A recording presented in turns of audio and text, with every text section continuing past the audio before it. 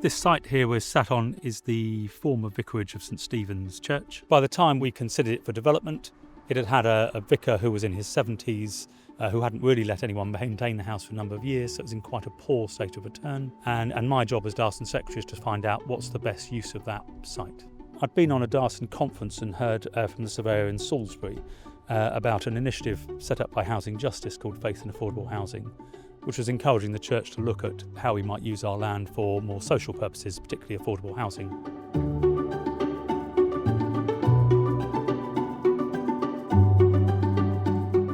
The preferred developer was Rooftop Housing, and what we really liked about their proposal was financially it was arguably the strongest, but then most importantly they were providing accommodation for teenagers that were leaving Clare and needed some kind of transitional housing.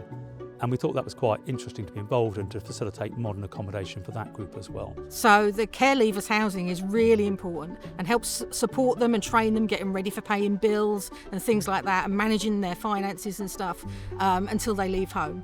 That's been really valuable here in Gloucester.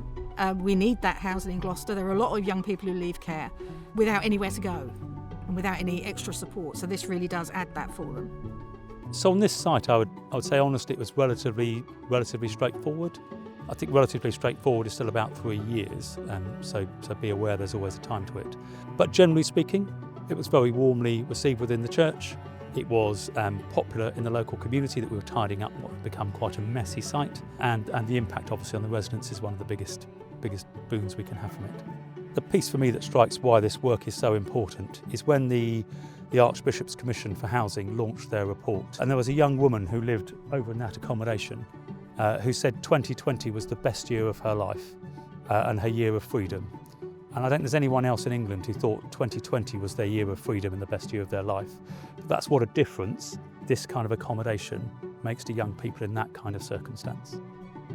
I think there's been a few impacts on the local community. One has been literally opening up the area. This plot of land used to be closed in. Now it's almost like an open little green along quite a busy, not really a high street, side street, but it's got a bus route going along it, so it's quite a busy side street, and it's really opened up the area. It's provided some extra social housing to benefit local families, and they can easily access the local schools nearby, and it's taken care of young people leaving care, which I think has highlighted some of that to local community members, that there are people around us who need more help and more support. So if you have a piece of redundant church land, whether you're a PCC, whether it's a vicarage, whether you're a diocese, I really recommend you actively investigate this piece of work.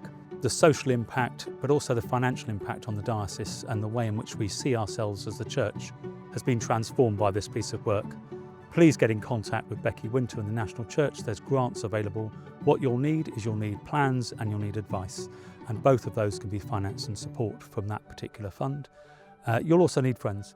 So do find people locally who want to work with you and want to make this work, because it can be lonely at times, but do stick at it because it's genuinely worth it. And no one said the gospel's easy.